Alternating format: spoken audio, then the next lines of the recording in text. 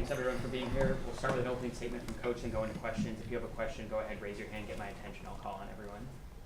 Coach. Start off by saying, credit to Wisconsin. That's a good football team. They got after us today. They outplayed us, credit to them. We knew a good football team was coming in here, and did not perform to our standard, and the results showed. At the end of the day, disappointed. So many of the things that we pride ourselves on, did not show up today. Again, got to win in the special teams game. Got to create takeaways. When we do create takeaways, got to turn those into points. Did not play complimentary football today, and at the end of the day, that starts with me. The way you performed today is not a reflection, a positive reflection on the way that I had the team prepared to go, and got to reflect and find ways to do a better job to position our team to play winning football for 4 quarters. A lot of uncharacteristic stuff showing up today, and at the end of the day, that's something that comes back on me, and I'll own it. We got to be better and learn from it, flip the script to Iowa, and find a way to put ourselves in a situation to play winning football in Iowa City next weekend. Coach, at the end of the second quarter, Jack Lausch had a drop-back pass deep in his own territory. Very similar to the situation against Maryland, where you said in the future that's a place where you want to run out the clock. What changed, and why was that the play call? Yeah, no, I mean, different scenario in terms of the timeouts that were left, the downs and the clock management side of things. On the first down, after felt like we had an opportunity to get into some rhythm and hopefully get into field goal range. With Wisconsin starting them with the ball at the beginning of the second half. In hindsight, after the 5-yard penalty, I think being self-reflective and honest with myself, probably should have changed our tune and at least handed the ball off after that 5-yard penalty and see if we could get something started on the ground. Coach, how much of a loss is it to have Xander Mueller out with injury, and how do you think Grayson Metz did it in his stead? The film will tell more, but I mean, at the end of the day, next man up, and have full belief in Grayson. He's a guy that's played a lot of football for us on defense and on special teams. I will not discount the fact that Xander Mueller is a critical piece of our football team and our defense, and love him. I hope we're getting good news here in the next couple of days in terms of his ability to return to play. But have full faith in Grayson. At the end of the day, I'm never going to sit up here and give you excuses or explanations of why we're not meeting the standard. I mean, whoever's out there, we expect our guys to execute and put us in a situation to play winning football. Do you have any? Looks like Jack took a big hit towards the end of the game. Is there any long-term concern for an injury there? He was available to go back in. Hey, Coach. It was still the first quarter, I believe. It was scoreless. You had that 4th and 2 in Wisconsin territory, and you tried the 51-yard field goal. Is that a big thing to ask Luke as the backup there? Again, going into the Maryland game, we were going to be a little bit more conservative early, just getting him, have an opportunity to kind of get his rhythm and get his confidence. But after the way that he performed at Maryland, his consistent execution in practice, felt like that's a range that he can consistently hit from. And we knew that points were going to be at absolute premium today. It's confident that was the right decision. Where I can take some ownership is he is handling the punting. Had a punt blocked and got hit on the play. At the end of the day, that's something that can affect a kicker. And Luke's mentally tough, but probably could have done a better job of checking in on him just to see where he was at from a mental standpoint. But Luke will bounce back. He's an absolute weapon on special teams. We're going to need him here moving forward. Right here. What was the length, what was the maximum you think that Akers could have kicked today? We would say, if we're at the 35-yard line, that's a green for us to attempt a field goal. If it's an end-of-game scenario, where, we're down 2 and it's to win the game, out to the 39 or 40. And how do you balance as a coach, analytics and feel? Because there was some moments in this game where you were more aggressive at times, and also more where you were conservative. Yeah, we have a game management meeting every Wednesday that we go through with all coordinators. Our analytics guy, Andrew Kinn, Harlan Barnett, our assistant head coach, talk through some things. A lot of it, is going to be using the numbers as context to make decisions based on how we feel the flow of the game's going. As you can see, we got pretty aggressive there in the third quarter, especially inside 4th and 5 or less. But a lot of it is a combination of the two. I never want to be, absolutely handcuffed to the numbers and the analytics. At the same time, it's good to have that information. Obviously, losing A.J. Henning mid-game, how big was that in terms of limiting the play calling sheet for Coach Lujan, especially in the second half? I don't think it limited his play calls. At the end of the day, like I've said before, C.J. Johnson has been one of our top performers in practice and someone that we have full faith in. But again, I'll come back to very similar with Xander. I won't discredit how valuable A.J. Henning is and what he brings to the table. And there are certainly some things in our game plan that are very tailored to his skill set. And losing a guy like him starts to chip away at that depth in the wide receiver room. But, a lot of things that, A.J. Henning's able to do, C.J. Johnson shows up in practice and is able to execute as well. Couple more. Tom? Yeah, and then, Coach, just kind of pivoting off some of the play calling early on in the game. You had, I believe in the first half, like 2 4th and shorts, 52-yard miss, and then the next one was blocked. How much of an impact do you think the team would have had if you would have been a little less conservative at the beginning of the game instead of the second half, knowing that maybe you go for those 2 opportunities, and what type of impact do you think of being maybe a little more aggressive at the beginning instead of in the second half? I'll tell you what, I have full faith in our offensive line. Our track record on 4th and short here the last couple of years, if you want to go by numbers, is not at the best. Not the best. I look forward to this group. Caleb Tiernan, Josh Thompson getting back and getting healthy, Mo, Jackson Carcello, Anthony Biersa, this group continuing to mature and grow and put us in a situation with 4th and 2 anywhere on the field. We are like, no, this is a conversion every single time. We're not there yet.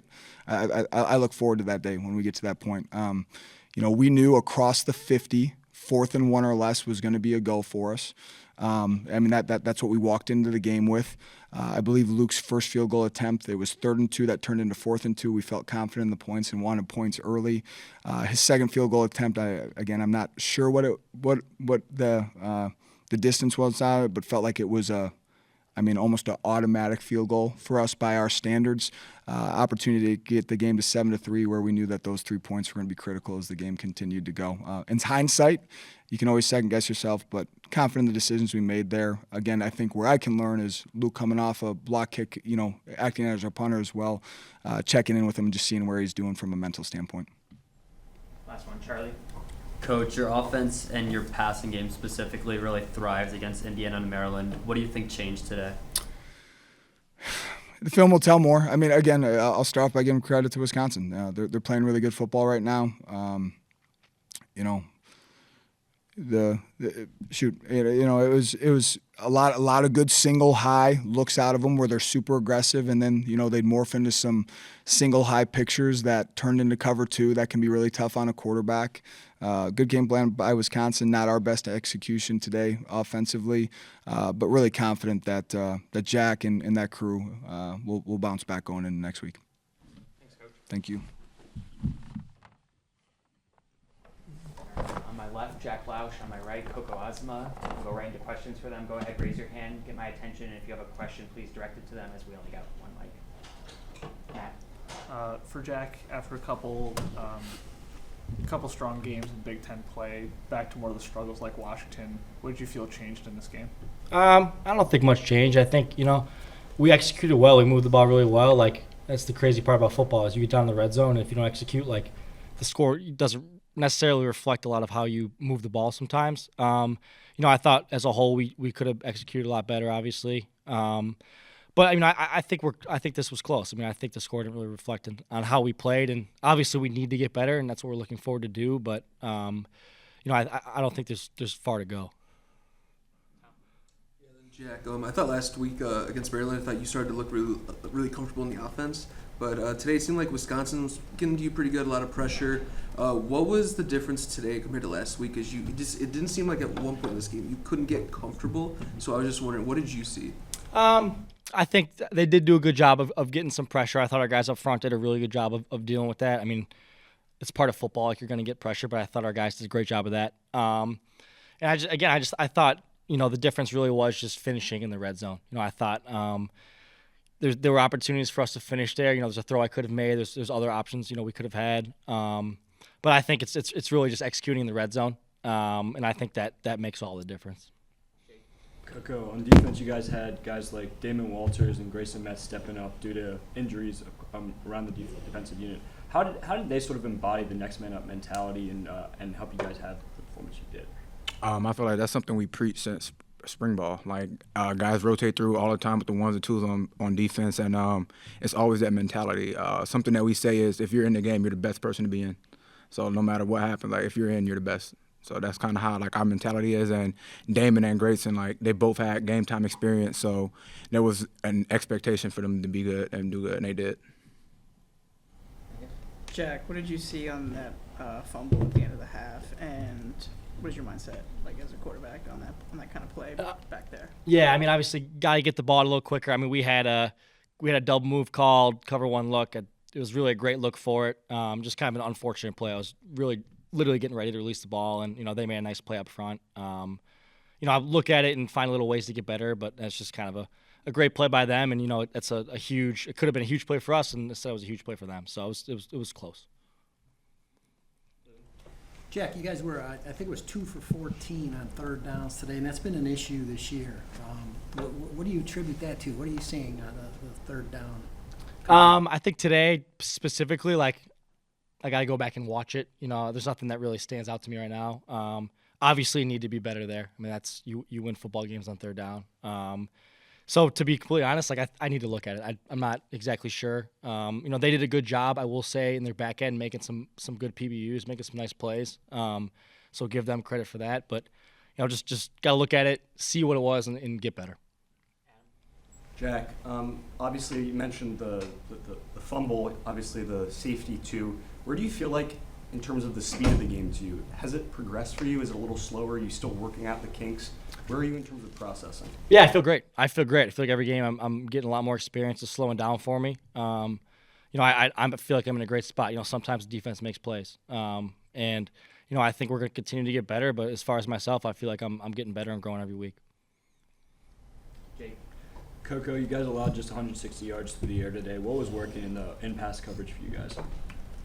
I feel like in the back end we kind of pride ourselves on being good versus the pass, and I feel we had some pretty good disguises. Kind of deterred some throws, but yeah, just sticking to the techniques, things like that. I feel like that's why we were able to hold up pretty good. Yeah, then Coco, can you just kind of speak of the impact of not being able to have Xander out there today, and really what he means to the defense, just from a play standpoint, and even honestly from a leadership standpoint? I mean, yeah, he's a captain on the team for a reason. I mean, it hurts to not have him out there. I mean, but whenever Grayson Metz answered the call, I mean, you see him out there, he making plays, screen stopping, forced fumble, sack fumble, like, guy stepped up. But, yeah, it definitely hurts. But, I mean, Metz came in and did his job. For Jack, you've had a lot of different injuries on the offensive line, even to the point you had a true freshman playing some serious snaps today. How difficult is it to, have them be working through that kind of chemistry while you're also starting to try to come into your own as a quarterback? I think obviously, consistency is good there, and the more reps that different guys get, the more comfortable they'll get. We'll say we trust whoever we put in there. We trust them to be in there, kind of like Coco said about the defense earlier. And I think it's just finding the rhythm. I thought they did a really good job of kind of playing some plug and play scenarios today. And I think those guys who were in the game got experience, and I'm excited to see what they continue to do.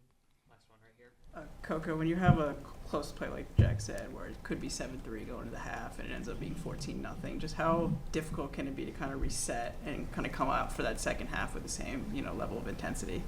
We got a mantra on the team is 1-0, one play at a time. I mean, no matter what happens, that previous play is on to the next. I mean, you can't go back in time and change it. You can't fit it differently. So, I mean, it happens, flush it, keep it pushing. That's kind of the only thing you can do at that point. Thanks, guys. Thank you, guys.